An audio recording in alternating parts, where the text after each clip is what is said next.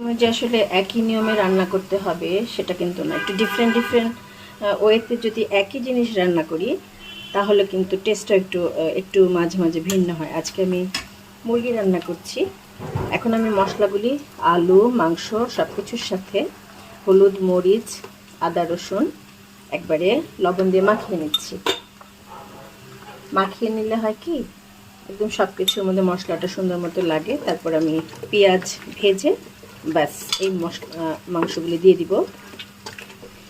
এটা আমি ব্যাস মেখে অন্তত 4-5 মিনিট রেখে দিলাম। এখন আমি এখানে পেঁয়াজ ভেজে নিচ্ছি, সাথে দিয়েছি কাঁচামরিচ আর দিয়েছি একটু গরম মশলা, গোটা গোটা গরম মশলা। পেঁয়াজটা ভাজা হয়ে গেলে সেই মেখে রাখা মাংস আর আলুটা মেখে দিয়ে দিতে।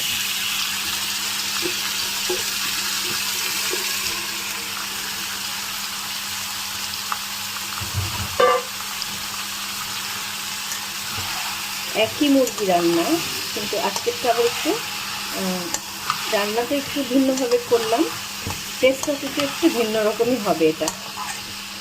এটা খেতে একটু নর্মাল যে মাংস রান্না করি তার থেকে কিন্তু ভালো লাগে বেশি।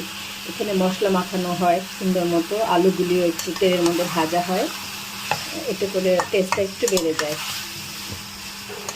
এভাবে আমি মাংসগুলো একটু ভালো মতো কষিয়ে তারপরে এটাতে অল্প ঝোল দেবো, খুব বেশি ঝোল দেবো না, মাংসটা একটু মাখো মাখো করে করবো। এভাবে খুব ভালো করে মাংস কষানো হয়ে গেলে পরে আমি এখানে একটু পানি দিয়ে দেবো। আসলে রান্না হচ্ছে একটা ভালো লাগার ভালোবাসার বিষয়। মনোযোগ দিয়ে রান্না করলে যে কোনো খাবার যে কোনো রান্নায় কিন্তু সুন্দর হয়, তখন ভালো লাগে। সাধারণ খাবারও অসাধারণ হয়ে যায় শুধুমাত্র একটু রান্নার সৌন্দর্য আর মনোযোগের জন্য। মনোযোগ দিয়ে করলে তো প্রত্যেকটা কাজই সুন্দর হয়, তেমনি রান্নাটাও কিন্তু সেরকম একটা বিষয়। হয়ে গেছে আমার মাংস।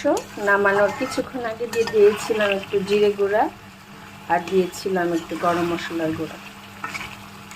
একদম মাখো মাখো ভুনা হয়ে গেছে মাংস।